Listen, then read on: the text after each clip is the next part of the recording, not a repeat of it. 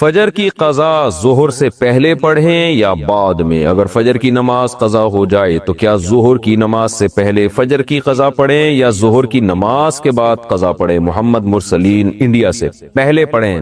ایک تو فجر قضا کر دی، یہ گناہ، اوپر سے اتنی تاخیر کر رہے ہیں تو گناہ در گناہ ہوگا۔ حدیث میں آتا ہے من نام عن صلاۃ او نسیھا فلیصلیھا اذا ذکرھا فإن ذلک وقتھا۔ صحیح حدیث ہے، آپ صلی اللہ علیہ وسلم نے فرمایا کسی کی آنکھ نہ کھلے نماز میں یا بھول جائے تو جیسے ہی یاد آئے یا جیسے ہی جاگ آئے فوراً نماز پڑھے وہ، اور یہی پھر اس کا وقت ہوگا۔ تو اس میں تاخیر کرنا ٹھیک عمل نہیں ہے، تو ظہر تک بھی ڈیلے نہ کریں اس کو، یہ بھی غلط ہے۔ قضا نمازیں کس طرح پڑھیں؟ قضا نمازیں کس طرح پڑھنی چاہیے؟ کیا ان کی پانچوں نمازیں اکٹھے ایک وقت میں پڑھ سکتے ہیں؟ وحید اللہ خان کوہاٹ سے، جی ہاں، ایک وقت میں، ایک دن میں آپ پڑھ سکتے ہیں، ایک ٹائم پہ بھی پڑھ سکتے ہیں، 5 نہیں بلکہ وطر کی قضا بھی واجب ہے تو وطر ملا کے 6 ہو جائیں گی، تو وہ قضا اکٹھی بھی پڑھ سکتے ہیں۔ اور نیت یہ کرنی ہے کہ میرے ذمے، جیسے فجر آپ پڑھ رہے ہیں تو نیت یہ کریں میرے ذمے فجر کی جتنی نمازیں لازم ہیں ان میں سے میں سب سے پہلی نماز پڑھ رہا ہوں، تو دوبارہ جب فجر پڑھیں گے تو بھی یہ نیت کریں گے کہ میرے ذمے فجر کی جتنی نمازیں ان میں سب سے پہلی، اس لیے کہ وہ جو پڑھ چکے ہیں وہ تو ذمے میں رہی نہیں ہے نا، تو اب جو ذمے میں رہ جائیں گی ان میں سب سے پہلی، تو اسی طرح پڑھتے چلے جائیں، وطر بھی اور ظہر بھی اور عصر بھی، اور اس میں سنت نہیں پڑھی جائے گی۔ سنتوں کی جگہ قضا نمازیں پڑھ سکتے ہیں، کیا عصر اور عشاء کی سنتیں غیر مؤکدہ نہ پڑھیں اور اس کی جگہ قضا نماز پڑھ لیں؟ کس طرح نفل بھی نہ پڑھیں تو کیا یہ صحیح ہے؟ محمد آصف صاحب انڈیا سے، جی ہاں صحیح ہے، یہ سنت مؤکدہ تو نہ چھوڑیں لیکن غیر مؤکدہ قضا عمری کی خاطر چھوڑ دیں۔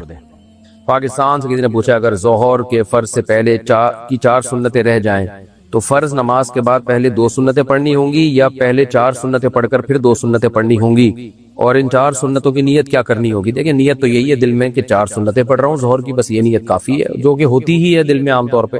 باقی پہلے 4 سنت پڑھنی ہے یا پہلے 2 تو کسی بھی طرح پڑھ لیں صحیح ہے، چاہیں تو پہلے 4 رکعت پڑھ لیں پھر 2 پڑھیں، چاہیں تو پہلے 2 رکعت پڑھ لیں پھر 4 پڑھ لیں، لیکن بہتر یہی ہے کہ پہلے 2 رکعت پڑھ لیں پھر 4 پڑھیں تاکہ ترتیب جو 2 سنتوں کی ترتیب ہے وہ ساقط نہ ہو، یعنی وہ خراب نہ ہو، کیونکہ اب پہلی 4 سنتیں تو آپ نے ڈیلے کر ہی دی ہے نا، تو اب وہ 2 سنتوں کو تو ڈیلے نہ کریں، 2 سنتیں پہلے پڑھ لیں بہتر ہے اور پھر 4 سنتیں پڑھ لیں۔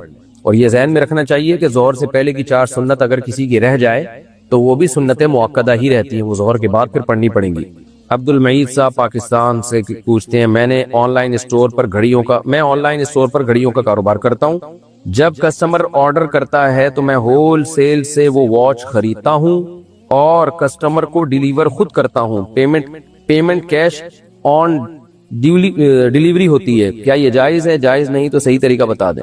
دیکھیں جب کسٹمر آرڈر کیا کرے نا تو آپ کسٹمر کو ڈن نہ کیا کریں، آپ کسٹمر کو کہیں میں تمہیں یہ چیز بیچوں گا، یہ نہ کہیں کہ میں نے بیچ دی، بلکہ کہیں میں یہ تمہیں لا کے دوں گا، میں تمہیں بیچوں گا یہ۔ اس کے بعد پھر جب آپ مارکیٹ سے خریدیں وہ، پھر کسٹمر سے دوبارہ کہیں، فوراً ڈیلیوری نہ کریں بلکہ کسٹمر کو دوبارہ آفر کریں، بھائی یہ چیز ہے اب آپ بتاؤ اتنے کی خریدتے ہو یا نہیں خریدتے، خریدتے ہو تو میں پہنچا رہا ہوں، نہیں خریدتے تو بتا دو، تو نئے سرے سے دوبارہ اس سے بیع و شراء کا معاملہ کریں، کیونکہ جو چیز ابھی آپ کے قبضے میں نہیں آئی ہے شرعاً آپ کے لیے اس کو بیچنا جائز نہیں ہے، بیچنے کا وعدہ کرنا جائز ہے، بیچنا جائز نہیں ہے، تو آپ نئے سرے سے اس کو بیچیں جا کے دوبارہ سے، تو وہ کہتے ہیں ہاں بھائی لے آؤ گھر پہ، تو آپ لے جائیں اس کو، پھر بیچ دیں، دے دیں اس کو، اس طرح سے یہ جائز ہو جائے گا۔ انڈیا سے کسی نے پوچھا ہے موبائل پر قرآن پڑھنا کیسا ہے؟ جائز ہے بھائی۔ اچھا بھائی، اگر کسی نے موبائل سے ڈائریکشن دیکھ کر نماز پڑھ لی اور بعد میں جب موبائل میں صحیح سے دیکھا تو پتا چلا کہ غلط رخ پر نماز پڑھ لی ہو تو کیا نماز ہو گئی؟ نہیں جی، وہ نماز لوٹانی پڑے گی، البتہ یہ ذہن میں رکھیں کہ اگر وہ رخ 45 ڈگری تک تھا، یعنی مثال کے طور پر قبلہ اصل میں ادھر تھا یوں اور آپ نے یوں پڑھ لی تو یہ 45 ڈگری ہے، تو 45 ڈگری تک بھی نماز ہو جاتی ہے۔ اگر آپ نے جب بعد میں دیکھا کہ جو صحیح قبلہ تھا وہ 45 ڈگری سے بھی دور تھا تو پھر آپ کی نماز نہیں ہوگی، یہ ذہن میں رکھیں۔ اچھا بھائی، آمنہ صاحبہ لاہور سے، میں آن لائن ویب سائٹ پر پروڈکٹس بیچتی ہوں، ویب سائٹ کا اکاؤنٹ میں نے حرام پیسوں سے خریدا تھا لیکن اس پر پروڈکٹس حلال پیسوں کی لگائی تھیں، تو میری اس سے ہونے والی کمائی حلال ہوگی یا حرام؟ اگر حرام ہوگی تو اس کمائی کو حلال کیسے کیا جا سکتا ہے؟ دیکھیں یہ تو آپ نے ناجائز کام کیا کہ حرام پیسوں سے اکاؤنٹ خریدا آپ نے، یہ تو ناجائز کام کیا، لیکن اس کی وجہ سے آپ کی آمدن حرام نہیں ہوگی کیونکہ آمدن کے حرام ہونے کا تعلق اس سے ہے کہ آپ جو پروڈکٹ خریدتی ہیں وہ حلال پیسوں سے یا حرام پیسوں سے. کیونکہ آپ کو جو پیسے مل رہے ہیں وہ اکاؤنٹ کے نہیں مل رہے پیسے، آپ کو پیسے جو مل رہے ہیں وہ پروڈکٹ کو بیچنے کے مل رہے ہیں. تو پروڈکٹ اگر حلال ہے یا حلال پیسوں سے خریدی گئی ہے تو اس کی آمدن بھی حلال ہے. پروڈکٹ حرام ہے، جیسے شراب بیچ رہی ہیں آپ، تو اس کی آمدن بھی حرام. یا پروڈکٹ تو حلال ہے لیکن وہ خریدی آپ نے حرام پیسوں سے ہے. مثال کے طور پر آپ نے کھجوریں خریدی ہیں، ہے وہ حلال چیز لیکن حرام پیسوں سے خریدی ہیں، تو اس کھجور کی آمدن حرام ہے آپ کے لیے. تو اس لیے پروڈکٹ کے حلال یا حرام ہونے کا تعلق آمدن کے حلال یا حرام ہونے کا تعلق اس سے نہیں ہے کہ آپ نے اکاؤنٹ حلال پیسوں سے بنایا یا حرام پیسوں سے. آمدن کے حلال یا حرام ہونے کا تعلق اس سے ہے کہ آپ جو چیز بیچ رہی ہیں وہ آپ نے حلال پیسوں سے خریدی یا حرام پیسوں سے. اس کی مثال ہے جیسے آپ نے کوئی دکان پہ قبضہ کیا اور پھر آپ نے اس پہ موبائل بیچا، تو وہ قبضہ بھی حرام ہے، اس میں آپ کا رہنا بھی حرام ہے. لیکن موبائل کی جو قیمت ملے گی، چونکہ موبائل چوری کا نہیں ہے، تو موبائل کے جو پیسے ملیں گے وہ آپ کو حلال ہوں گے. اب موبائل ہی چوری کا ہو پھر اپنی دکان میں بھی بیٹھ کے بیچیں گے تو وہ حرام ہو جائے گا. تو اس لیے آپ کی آمدن حلال ہے. البتہ جو آپ نے اکاؤنٹ میں حرام پیسوں سے خریدا تھا تو اس کو اس گناہ سے توبہ کا طریقہ یہ ہے کہ توبہ استغفار بھی کریں، اور جتنے پیسے آپ نے اکاؤنٹ میں لگائے تھے اتنے پیسے آپ صدقہ کر دیں ثواب کی نیت کے بغیر، کہ وہ حرام پیسے میں نے کسی غریب فقیر کو یا کسی خیر کے کام میں لگا دیں ایک جرمانے کے طور پر، کہ بھئی وہ تاکہ میرے جو وہ اکاؤنٹ ہے وہ حلال ہو جائے. تو اب توبہ استغفار بھی کریں اور اتنے پیسے آپ صدقہ کر دیں تو وہ اکاؤنٹ بھی پھر حلال پیسوں ہی کا کہلائے گا. مرسلین شاہ انڈیا سے: مجھے ہمیشہ ایک سپنا آتا ہے جس میں یہ ہوتا ہے کہ میں نماز کے لیے مسجد میں جاتا ہوں تو یاد آتا ہے کہ میں ناپاک ہوں. یہ تقریباً 1 سال سے ہو رہا ہے. اس سپنے کو آنے دیں. سپنا آنے پر گورنمنٹ کی طرف سے کوئی پابندی نہیں ہے، آنے دیں. جتنا اس کو سوچیں گے تو یہ سپنے اور زیادہ آئیں گے، بلکہ یہ بڑھیں گے، پھر تو بڑھتا ہی چلا جائے گا یہ. اس لیے آنے دیں، آنے سے کچھ بھی کوئی نقصان نہیں ہے اس سے. انڈیا سے کسی نے پوچھا ہے: میرا ایک دوست ہے، وہ مجھ سے کہتا رہتا ہے کہ وہابیوں کے پیچھے نماز نہیں پڑھنی چاہیے، کیا ایسے میں مجھے اپنے دوست کے ساتھ دوستی رکھنی چاہیے یا اس سے دوری اختیار کر لی جائے؟ آپ کو دوست سے کتنی دوستی ہے، کن بیسس پر ہے، وہ تو آپ جانیں. تو دوستی ختم کرنا یا نہ کرنے کا مشورہ تو میں آپ کو نہیں دوں گا. آپ کو اگر اس دوست سے دوستی کی وجہ سے آپ کے دین کا نقصان ہو رہا ہے پھر ختم کر دینی چاہیے. دین کا نقصان نہیں ہو رہا ہے تو آپ کی مرضی ہے، جاری رکھیں. البتہ وہابیوں کے پیچھے نماز کا مسئلہ میں بتا دیتا ہوں. دیکھیں، نماز کوئی بھی شخص توحید پرست ہو اور اسلام کے بنیادی عقیدوں کو مانتا ہو تو اس کے پیچھے نماز ادا ہو جاتی ہے، چاہے عمل میں وہ خراب ہی کیوں نہ ہو. تو اور کوئی بھی شخص جو اسلام کے بنیادی عقیدوں کا منکر ہو تو اس کے پیچھے نماز نہیں ہوتی.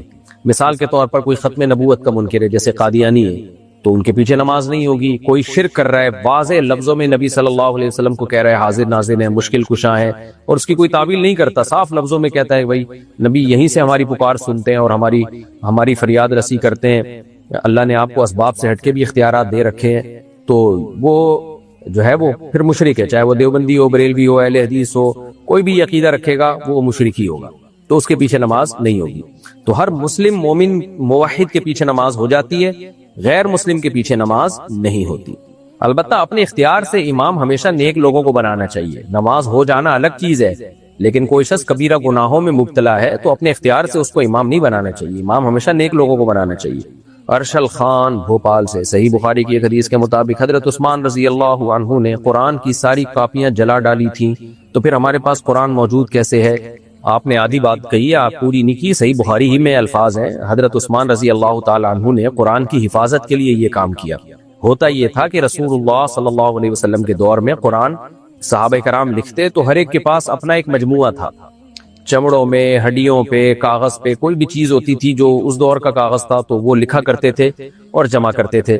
پھر حضرت ابو بکر رضی اللہ تعالیٰ عنہ نے اس سب کو ایک جگہ جمع کیا، لیکن ترتیب ہر ایک کے پاس اپنی تھی، کیونکہ نبی صلی اللہ علیہ وسلم نے سورتوں کے اندر جو آیتیں ہیں ان کی ترتیب تو آپ نے بتائی، لیکن آپ صلی اللہ علیہ وسلم نے سورتوں کی ترتیب میں کوئی خاص ہدایات نہیں دی.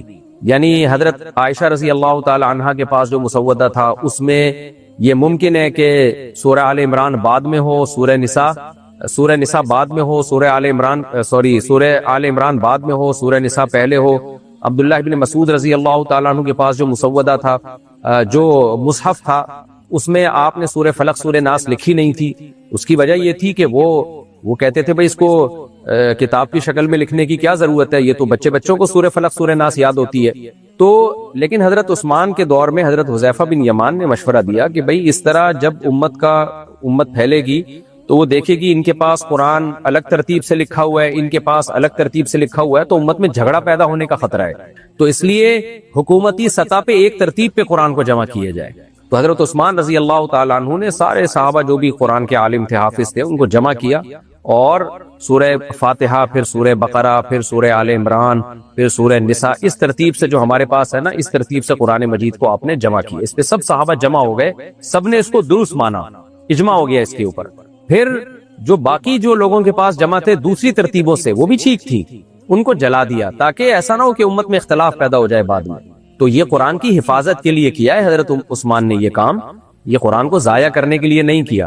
حضرت عثمان نے ایک نسخہ اپنے پاس رکھا، ایک دمشق میں بھیجا، مختلف ملکوں میں بھیجا، پھر اسی کی لوگوں نے کاپیاں بنائی اور آج ہمارے پاس وہی چلا آتا ہے۔ تو کسی بھی صحابی کو حضرت عثمان رضی اللہ تعالیٰ عنہ کے اس جمع کی ایک قرآن پہ اعتراض نہیں ہوا کہ نہیں یہ تو آپ نے قرآن بدل دیا، سارے صحابہ نے مانا۔ ہاں یہ ضرور تھا کہ بعض صحابہ نے کہا ہم نے جو اپنی ترتیب سے اپنے پاس جمع کیا ہوا ہے وہ ہم نہیں دیں گے آپ کو، تو وہ ہم اپنے پاس رکھیں گے۔ جیسے عبداللہ بن مسعود رضی اللہ تعالیٰ عنہ نے اپنا مصحف حضرت عثمان کے حوالے نہیں کیا، لیکن حضرت عثمان کے مصحف کو بھی انہوں نے درست مانا، تو تاکہ ایک ترتیب جو ہے نا وہ ترتیب میں خلل نہ ہو، تو وہ آج ہمارے پاس چلا آ رہا ہے۔ تو یہ قرآن کی حفاظت کے لیے کیا، اسی وجہ سے قرآن محفوظ ہو گیا، ورنہ کیا ہوتا کسی کے پاس سورہ آل عمران بعد میں ہوتی، سورہ نساء پہلے ہوتی، تو وہ پھر کہتے تمہارا قرآن الگ ہے میرا قرآن الگ ہے، اس پہ لڑائیاں جھگڑے ہوتی، تو اس سے کوئی فرق نہیں پڑتا۔ سورہ بقرہ حضرت عائشہ کے پاس ایک شخص آیا نا، اس نے کہا کہ آپ بتائیں آپ کے پاس قرآن کون سا ہے، حضرت عائشہ لے کر آئیں، تو اس نے کہا میرے پاس تو یہ سورت فلاں جگہ پہ لکھی ہوئی ہے، آپ کے پاس فلاں جگہ پہ کیوں ہے؟ تو انہوں نے حضرت عائشہ فرمایا اس سے کیا ہوتا ہے کہ یہ سورت تم فلاں مقام پہ تمہارے پاس موجود ہے، میرے پاس فلاں مقام پہ، اس سے ہوتا کیا؟ سورت تو پوری موجود ہے نا، اور سورت کے اندر 2 آیتیں وہ تو اسی ترتیب سے ہیں۔ تو شروع میں اس کو کوئی یعنی نامناسب نہیں سمجھا گیا، لیکن بعد میں اس کو مناسب سمجھا گیا کہ بھئی ایک ہی ہونا چاہیے، ترتیب بھی ایک ہی ہونی چاہیے، جو 2 دفتین کے درمیان جو ہے نا ایک ہی ترتیب پہ قرآن ہونا چاہیے۔ پھر لکھنے کے طریقے میں بھی اختلاف تھا، جیسے تابوت کا لفظ بعض لوگ گول تا سے لکھتے تھے، بعض لمبی تا سے لکھتے تھے، تو صحابہ کرام نے اپنے اپنے طور طریقوں سے لکھا ہوا تھا، نبی کی موجودگی میں وہ سب طریقے ٹھیک تھے، لیکن حضرت عثمان نے کیا آرڈر دیا کہ بھئی ایک ہی طریقے پہ لکھا جائے گا، اور جب اختلاف ہوگا تو قریش جس طریقے سے لکھتے ہیں اس طریقے پہ لکھا جائے گا۔ اسی وجہ سے تابوت کو لمبی تا سے لکھا گیا، کیونکہ قریش جو تھے حجاز والے جو تھے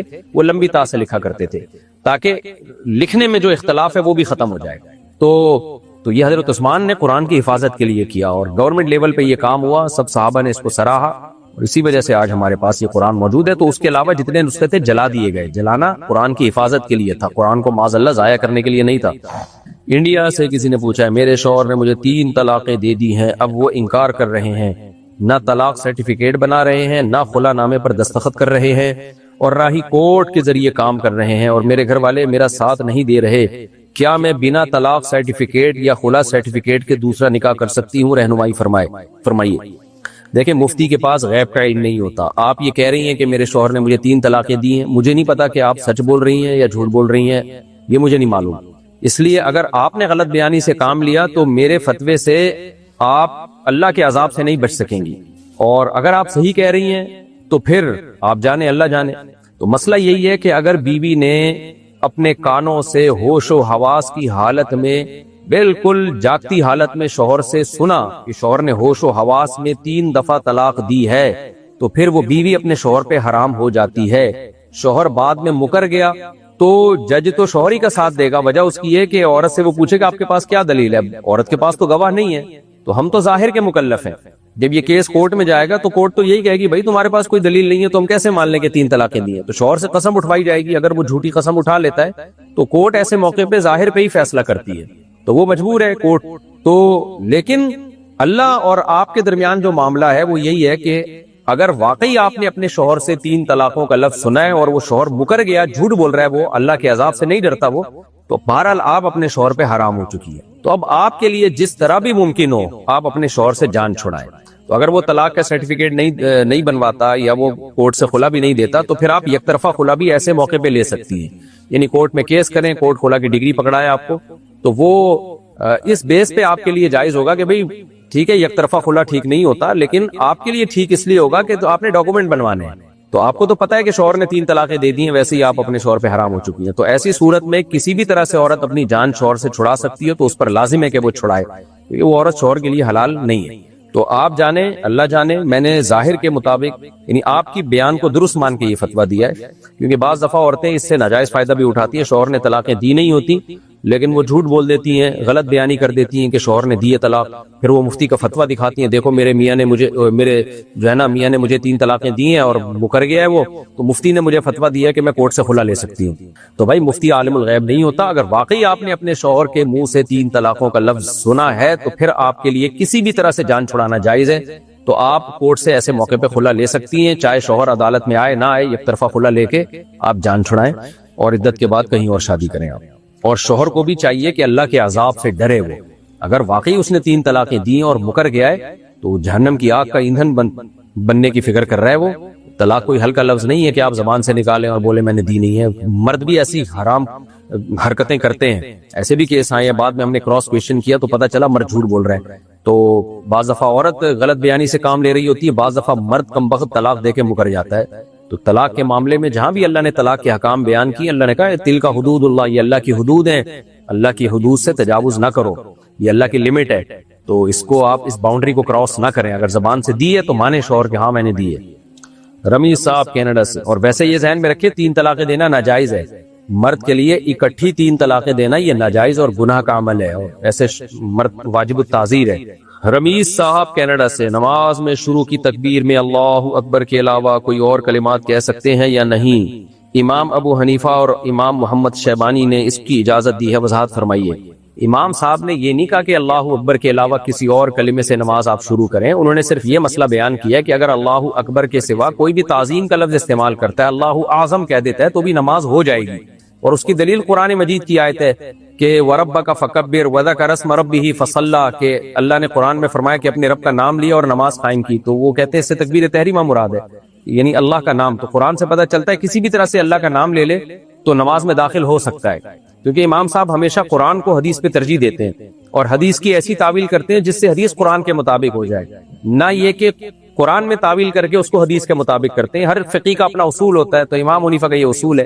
لیکن انہوں نے حدیث پر بھی عمل کیا، کیونکہ حدیث میں ہمیں اللہ اکبر ملتا ہے، اس لیے انہوں نے یہی کہا کہ تکبیر کا لفظ واجب ہے، یعنی جائز نہیں ہے کہ آپ تکبیر کے علاوہ کوئی لفظ چھوڑ کے آپ نماز میں داخل ہوں، کیونکہ حدیث میں یہی حکم ہے. تو لہذا آپ کو اللہ اکبر کہہ کے ہی نماز میں داخل ہونا پڑے گا. تو فرض تو ادا ہو جائے گا آپ کا، لیکن آپ کو سنت چھوڑنے سے حرج واقع ہوگا کہ سنت کے مطابق آپ نے کیوں نماز نہیں پڑھی ہے. تو تکبیر التحریم و تحلیل التسلیم او کما قال صلی اللہ علیہ وسلم، نبی صلی اللہ علیہ وسلم فرمائے نماز میں داخلے کے لیے تکبیر کہنی ہے اور نکلنے کے لیے سلام کہنا ہے. اس طرح قرآن و حدیث میں تطبیق ہو جاتی ہے. تو یہ کہنا کہ امام صاحب کی نظر میں یہ جائز ہے کہ آپ اللہ اکبر کے علاوہ بھی نماز میں داخل ہو سکتے ہیں، کوئی بھی لفظ بول دیں، تو اگر جائز کا مطلب یہ ہے کہ نماز کا فرض ادا ہو جائے گا پھر تو ٹھیک ہے. لیکن اگر جائز کا مطلب یہ ہے کہ امام صاحب اس کو اپریشیٹ کر رہے ہیں، ترغیب دے رہے ہیں کہ ایسے نماز پڑھنی چاہیے، تو بالکل غلط ہے. امام صاحب بھی حدیث ہی کے مطابق نماز پڑھا کرتے تھے اور لوگوں کو فقہ حنفی میں ترغیب بھی یہی ہے کہ اللہ اکبر کے ذریعے ہی نماز میں داخل ہونا ہے. تبھی جتنے بھی حنفی عالم ہیں، علماء ہیں، عوام ہے، خود امام حنیفہ اور امام ابو حنیفہ کے شاگرد امام محمد، وہ سارے اللہ اکبر کے ذریعے ہی نماز میں داخل ہوا کرتے تھے. تو امام صاحب کے اس قول کا سہارا لے کے کسی کے لیے یہ جائز نہیں ہے کہ وہ اللہ اکبر کے لفظ کے علاوہ کوئی اور لفظ استعمال کرے، اللہ اعظم کہے یا کوئی اور لفظ کے ذریعے نماز میں داخل ہو. کیونکہ امام صاحب کی بات کا جو مطلب ہے وہ میں نے بیان کر دیا. انڈیا سے کسی نے پوچھا اگر کسی پر کالا جادو ہو تو کیسے پتہ چلے؟ تو پتہ چلانے کی ضرورت نہیں ہے، کیونکہ ان جادوگروں کے پاس آپ جاؤ گے تو پتہ چلے نہ چلے اور 2-4 لوگوں پہ اور جادو ہو جائے گا. اس کا حل یہ ہے، دیکھیں میں اس کی ایک مثال دیتا ہوں. بہت پرانی بات ہے، میری بچی بیمار تھی تو میں ایک چائلڈ اسپیشلسٹ کے پاس لے گیا. تو چائلڈ اسپیشلسٹ نے کیا مجھے ایک ٹیسٹ لکھ کے دے دیا کہ یہ ٹیسٹ کرانا. تو میں نے ڈاکٹر صاحب سے پوچھا کہ یہ ٹیسٹ کرانے کے بعد کون سی دوا دیں گے آپ؟ انہوں نے کہا اگر اس ٹیسٹ میں یہ بیماری آ گئی تو یہ میڈیسن دوں گا. تو میں نے کہا اگر ٹیسٹ میں یہ بیماری نہیں آئی تو انہوں نے کہا میڈیسن پھر بھی یہی ہے. تو میں نے کہا ڈاکٹر صاحب پھر ٹیسٹ کرانے کی ضرورت کیا ہے؟ انہوں نے کہا نہ کرائیں. پھر بات صحیح آپ کی. انہوں نے کہا اصل میں لوگوں کو تسلی کے لیے ٹیسٹ کرانے ہوتے ہیں، اس لیے میں نے کہہ دیا. تو بات یہی ہے کہ بھائی جب ٹیسٹ کرانے کے بعد بھی میڈیسن اور علاج وہی ہے، ٹیسٹ کرانے سے پہلے بھی وہی ہے، تو ٹیسٹ کرانے کی ضرورت کیا ہے؟ تو جادو ہو یا نہ ہو علاج ایک ہی ہے اس کا. سورہ فلق سورہ ناس پڑھیں، آیت الکرسی پڑھ کے دم کریں، پانی کی چھینٹیں ماریں آیت الکرسی پڑھ کے. آپ کا اثر نہیں ہو رہا، کسی نیک آدمی کے پاس جائیں. عامل یا جادو کا علاج کرنے والے کے پاس نہیں جانا آپ نے. تو مسجد کے امام صاحب کے پاس چلے جائیں, کسی بھی نیک آدمی کے پاس چلے جائیں, حضرت اس پہ دم کریں, صبح شام دم کروائیں, انشاءاللہ ٹھیک ہو جائے گا. نہیں ٹھیک ہو تو صبر کریں. ہر بیماری کا اللہ نے دنیا میں علاج رکھا ہے, لیکن اس کا علاج ہر ایک کو پتہ نہیں ہے. بہت سی بیماریاں لا علاج, عملی طور پہ لا علاج ہیں. تو اب کینسر ہو جائے کسی کو تو نہیں ہو علاج ہوتا بھائی, اب یہی ہے کہ بس صبر کرو, اللہ ہی ٹھیک کر دے گا تو ٹھیک کر دے گا. تو جادو کا علاج اللہ نے نازل کیا ہے, سورہ فلق, سورہ ناس, آیت الکرسی, سورہ بقرہ, یہ سب جادو کے علاج کے لیے. تو یہ شرعی رقیہ جسے کہا جاتا ہے, یہ پڑھیں آپ کا اثر نہیں ہو رہا, کسی سے نیک آدمی سے دم کروا لیں. اس سے آگے آپ جانے کی کوشش کریں گے تو بیڑا غرق ہونے کے علاوہ کچھ بھی حاصل نہیں ہوگا. وقتی فائدہ ہوگا لیکن پوری نسل جنات چڑیل بھوتوں سے برباد ہو جائے گی آپ کی. اور پھر مجھے غصہ آنے لگتا ہے کیونکہ میں نے دیکھا ہے نا برباد ہوتے ہوئے لوگوں کو. تو اس لیے بس جتنا کریں آپ, ٹھیک ہو جائے صحیح, اور انشاءاللہ ٹھیک ہو جائے گا. ویسے بھی جادو ان لوگوں پہ ٹھیک ہو جاتا ہے جو جادو کو زیادہ لفٹ نہیں کراتے, اور جو لفٹ زیادہ کراتے ہیں ان کا کبھی ٹھیک نہیں ہوتا, وہ الجھے ہی رہتے ہیں اس میں. جب ہمارے نبی کو اللہ نے علاج بتا دیا سورہ فلق, سورہ ناس, جو میڈیسن اللہ نے بتائی ہے وہ آپ کی سمجھ میں کیوں نہیں آ رہی ہے بھائی. لیکن بعض لوگوں کی قسمت خراب ہوتی ہے, وہ جاتے ہیں عاملوں کے پاس. پاکستان سے کسی نے پوچھا ہے, میں ایک بیوہ عورت ہوں, میرے 2 بچے ہیں, میں نے 9 سال بیوگی کی حالت میں گزار لی. اب 4 مہینے پہلے میرے مرحوم شوہر کے کزن نے مجھ سے نکاح کیا, وہ پہلے سے شادی شدہ ہے. انہوں نے مجھے کرائے کا گھر بھی لے کر دیا, لیکن اپنی پہلی بیوی کے کہنے پر میرے ساتھ رات نہیں گزارتے. 4 مہینے ہو گئے, ایک رات بھی نہیں رکے. میں بول بول کر تھک گئی ہوں کہ آپ گناہگار ہو رہے ہیں, مجھے میرا حق دو. آپ کیا کہتے ہیں اس بارے میں؟ بالکل وہ گناہگار ہو رہے ہیں. نبی صلی اللہ علیہ وسلم نے فرمایا جس کی 2 بیویاں تھیں اور اس نے ان کے درمیان عدل نہیں کیا, قیامت کے دن فالج زدہ حالت میں آئے گا. تو اصل میں مرد کے بچے نہیں رہے ہیں, کمبخت. آدمی کو آدمی بننا چاہیے. بھائی پہلی بیوی آپ کو روک رہی ہے, آپ بولو نہیں روک سکتی, آپ کے پاس یہ رائٹ نہیں. کیا بگاڑ لے گی وہ آپ کا, کیا کر لے گی آپ؟ تو بدماش بنو یار ایسے موقع پہ. ویسے ذرا سی چیزوں میں ایسے بدماش بنے ہوتے ہیں, لگتا ہے محلے میں اس سے بڑا دادا دنیا میں کوئی ہے ہی نہیں. اور جائز باتوں میں, واجب باتوں میں, شریعت کے معاملے میں بالکل بزدل بنا ہوتا ہے. تو آپ کے شوہر کو چاہیے پہلی بیوی کا پورا حق ادا کریں, اور ان کو بولیں میں نے دوسری شادی کر لی, میں اس کو اتنا ہی ٹائم دوں گا جتنا آپ کو دے رہا ہوں, اور اس کے بھی وہی حقوق ہیں جو آپ کے, رہنے رہو نہیں تو پتلی گلی سے نکلو. لوگ مجھے انہی باتوں پہ کہتے ہیں آپ گھروں میں طلاقیں دلوا رہے ہو. بھائی صاحب میں طلاقیں دلوا رہا ہوں, لیکن ان طلاق یافتہ عورتوں کی شادیاں بھی پھر ان بیانات سے میں ہی کروا رہا ہوں. ایک بیوہ کی شادی بھی تو ہو گئی نا اس چکر میں کہ مرد نے دوسری شادی کی ہے. لیکن اب مرد کو چاہیے انسان کا بچہ بنے اور جو ہے وہ آدمی پن دکھائے, اپنا آدمی پن.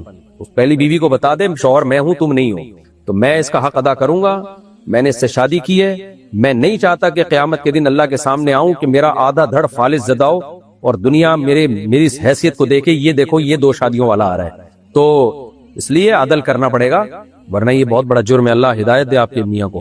ایک عورت نے بیچاری نے پہلے 9 سال تنہائی میں گزار دی, اب اس کو ایک آسرا ہوا ہے تو اس کا حق دو نا. پہلی کو بھی حق دو, ہم یہ نہیں کہہ رہے, اس کو بھی حق دو جو آپ نے دوسری شادی کی ہے. پاکستان سے کسی نے پوچھا اگر کسی لڑکی کے باپ یا ولی نے اس کی زبردستی شادی کرا دی ہو تو کیا وہ لڑکی زبردستی شادی کی بنیاد پر شرعی خلا لے سکتی ہے؟ دیکھو زبردستی شادی کا مطلب اگر یہ ہے کہ لڑکی نے قبولا ہے تو پھر قبولا تو ہو گئی شادی, قبولنا ہی نہیں چاہیے نا. نکاح, طلاق اور غلام کا آزاد کرنا, اس میں شریعت نے زبان پہ حکم کا مدار رکھا ہے. زبان سے ورڈنگ ہو گئی تو پھر آپ یہ نہیں کہہ سکتے میں راضی نہیں تھا, کیونکہ وجہ اس کی ہے کہ اس طرح تو پھر ایک دین مذاق بن جائے گا. طلاقیں دیں گے لوگ, بولیں گے میں دل سے راضی نہیں تھا, ایکچولی مجھ پہ دباؤ تھا. دولہا قبولے گا, بعد میں بولے گا یار میں تو ویسے ہی قبول لیا, میرے تو ابا کا دباؤ تھا. تو اس لیے اگر لڑکی نے زبان سے قبولا ہے تو پھر یہ شادی ہو گئی. ہاں ماں باپ, اس کے والد گناہگار ضرور ہوا ہے کہ بچی کو فورس کیوں کیا آپ نے, اس پہ دباؤ کیوں ڈالا, کیونکہ جب عاقل بالغ لڑکی ہو تو اس کی شادی اس کی مرضی کے بغیر ناجائز اور حرام ہے. تو اس لیے یہ نکاح بہرحال ہو گیا اگر باپ نے نکاح کرایا ہے اور لڑکی نے قبولا ہے اس نکاح کو. تو اب لڑکیاں بھی ایسا کرتی ہیں نا بھائی, آپ کو لگ رہا تھا زبردستی ہے تو اب آپ کورٹ سے خلا لینے کی ہمت آپ میں پیدا ہو گئی. اس وقت یہ ہمت کیوں نہیں کی کہ نہیں قبول ہیں آپ بول دیں بھائی مجھے قبول نہیں ہے, جو مرضی کرنا ہے کر لو. تو اب اس وقت تو قبول لیا گھننا بن کے, اب بعد میں کہہ رہی ہیں کہ جی میں عدالت سے, تو عدالت سے خلا لینے میں ماں باپ ناراض نہیں ہوں گے. لڑکیاں یہ کہتی ہیں ہم نے زبردستی قبول ہے کہ ابا یہ ہو جاتا, ابا بے ہوش ہو رہے تھے, ابا کو ہارٹ اٹیک ہو رہا تھا, ابا کو یوں ہو رہا تھا, ابا کو یوں ہو رہا تھا, تو اب کیا ہوگا ابا کو شادی کے بعد جب آپ خلا لوگی؟ تو پہلے ہی ڈٹ جانا چاہیے. بہرحال ماں باپ تو گناہگار ہوئے ہیں زبردستی کر کے, لیکن اب نکاح ہو گیا ہے تو اس کو نبھانے کی کوشش کریں. اور باقی یہ کہ خلا شوہر سے لے سکتی ہیں اگر شوہر خلا کے پیپر پہ سائن کر دے, یعنی کورٹ سے خلا لے سکتی ہیں, لیکن وہ جب ہی کنسیڈر ہوگا جب شوہر خلا کے پیپر پہ سائن کرے گا. اگر شوہر واجب حقوق ادا کر رہا ہے تو یک طرفہ خلا نہیں ہوتا. ہاں اگر شوہر آپ کے بیسک حقوق ہی ادا نہ کر رہا ہو تو پھر ایک شرعی پروسیس کے تحت آپ کورٹ سے بھی خلا لے سکتی ہیں, کورٹ اگر اس پروسیس کا خیال کرے. نصر اللہ صاحب افغانستان سے، سنا ہے کہ اگر کوئی بغیر وضو کے نماز حلال سمجھ کر پڑھے تو اس کا نکاح ٹوٹ جاتا ہے۔ سوال یہ ہے کہ اگر کوئی عورت ایسا کرے تو کیا اس کا نکاح بھی اسی طرح ٹوٹ جائے گا؟ اس طرح اگر کوئی عورت اسلام سے پھر جائے تو کیا وہ اپنے شوہر کے نکاح سے نکل جائے گی؟ اور دوبارہ اسلام قبول کرنے کی صورت میں اس کو اپنے شوہر کے ساتھ تجدید نکاح کرنا ہوگا؟ ذرا تفصیل سے بتائیے۔ اگر کوئی بغیر وضو کے نماز پڑھتا ہے اور نماز کی توہین کی نیت سے، مذاق کے لیے، تو پھر تو یہ کفر ہے اور نکاح بھی ٹوٹے گا اس سے۔ اسی طرح کوئی عورت اسلام سے نکل گئی، صاف لفظوں میں، ایسی ہوائی باتیں نہ ہو، واضح طور پر اس نے اسلام کو چھوڑا ہو یا کلمہ کفر واضح لفظوں میں کہا ہو، تو وہ اس کا نکاح واقعی ٹوٹ جاتا ہے اور وہ شوہر پہ حرام ہو جاتی ہے۔ تجدید نکاح ضروری ہے، مگر ایسی عورت جب تک شوہر طلاق نہ دے کہیں اور نکاح کر نہیں سکتی، یہ خوب سمجھ لیں۔ البتہ شوہر بھی اس کے قریب نہیں آ سکتا، تو نکاح ٹوٹ جاتا ہے ان کے درمیان، تو اس پر توبہ بھی لازم ہے اور نکاح کی تجدید بھی لازم ہے۔ عبد الواسع منڈی بہاؤدین سے، یوٹیوب چینل کو مونیٹائز کروانے کے لیے، واچ ٹائم پورا کرنے کے لیے، اگر میں اپنی ہی ویڈیو کو بار بار دیکھوں تو مونیٹائز ہونے کے بعد میری کمائی حلال ہوگی یا حرام؟ کمائی کا تعلق تو اس ایڈ سے ہے جو ایڈ اس پہ چلتے ہیں، اس کے بارے میں میں نے تفصیلی کلپ ریکارڈ کروایا ہے، پرسوں میرے چینل سے اپلوڈ ہوا ہے وہ آپ دیکھ لیں۔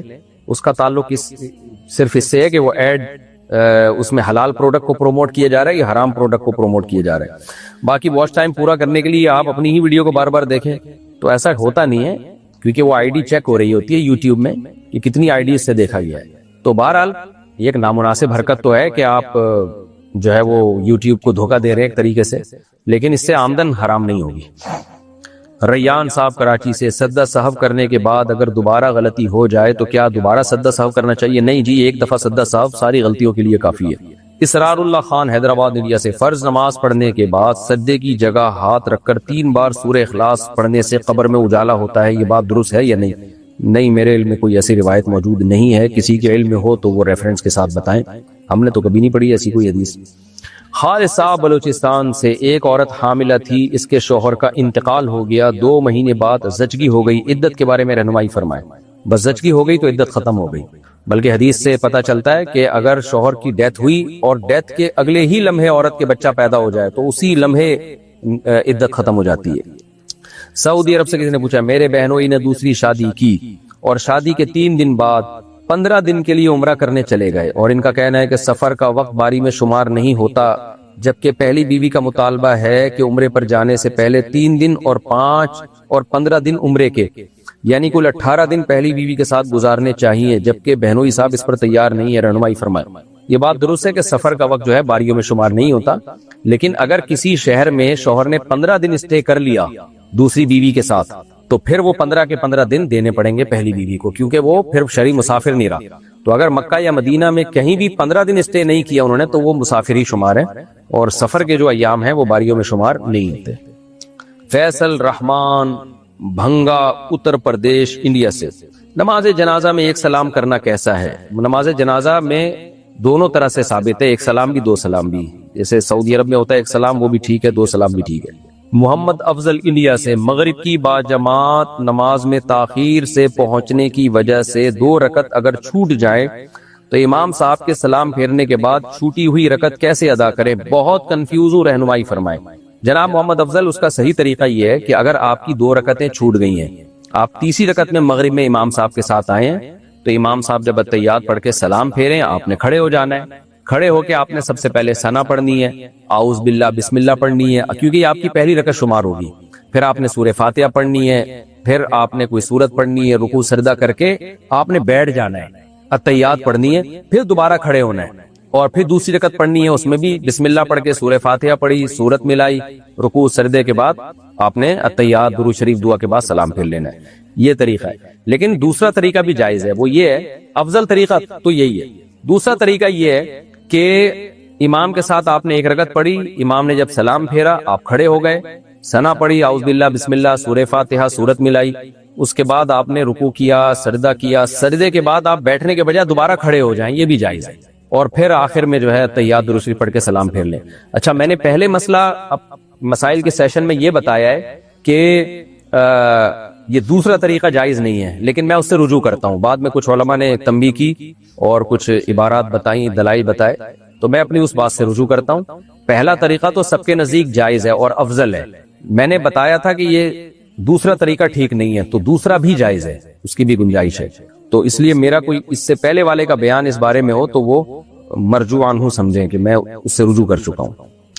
شیخ منظور عاصم لاہور سے: میں ایک یوٹیوب چینل کھول رہا ہوں. اس چینل پر میں پیسے کمانے اور دولت سے متعلق ویڈیوز اپلوڈ کروں گا. کیا میں اس چینل پر اپنی شکل دکھائے بغیر اور کوئی نام استعمال کرتے ہوئے یہ جھوٹ کہہ سکتا ہوں کہ میرے پاس اتنے پیسے ہیں یا میں اتنے پیسے کماتا ہوں تاکہ میری ویڈیو زیادہ سے زیادہ لوگ دیکھیں اور میں اس چینل سے زیادہ پیسے کماؤں؟ حرام ہے بھائی، ناجائز ہے. نبی صلی اللہ علیہ وسلم نے فرمایا جو دھوکہ دیتا ہے وہ ہم میں سے نہیں ہے. تو یوٹیوب چینل کا مطلب یہ تھوڑی ہے کہ آپ جو مرضی پھینکتے رہیں بیٹھ کے اس پہ. ناجائز ہے، یہ جو ہے وہ حقیقت ہے وہی بیان کریں. عین اصغر ٹنڈو اللہ یار سندھ: کیا عورت اپنے دوسرے شریک بھائی کے ساتھ حج عمرہ کر سکتی ہے؟ دیکھیں دوسرے شریک بھائی نام جو ہے وہ ہوتا محرم میں ہی ہے، لیکن علماء نے بیان کیا ہے کہ چونکہ اس سے بہرحال وہ جذبات جو سگے بھائی جیسے جذبات ہوتے ہیں نا، جو جن کی ماں باپ ہوں، جو ماں باپ شریک ہوتے ہیں، تو وہ اس میں بہرحال وہ عنصر نہیں ہوتا. اس لیے اس کے ساتھ حج عمرہ نہ کیا جائے، احتیاط کے بالکل خلاف ہے. میرا خیال ہے کوئی بھی مفتی عالم اس کو فتنے کے خوف کی وجہ سے جائز قرار نہیں دے گا. تو دوسرے شریک بھائی بہرحال محرم میں ہے، اس سے پردہ فرض نہیں ہے، لیکن احتیاط بہت ضروری ہے کیونکہ حج عمرے میں بہت طویل ٹائم گزارنا پڑتا ہے، بہت وقت.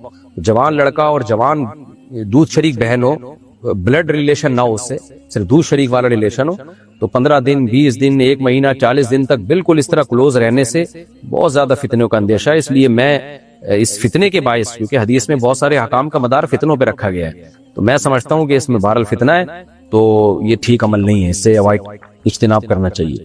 یہ ایسا ہی ہے جیسے ساس بالکل جوان ہو اور داماد بھی بالکل ینگ ہو، عمر ان کی میں زیادہ فرق نہ ہو.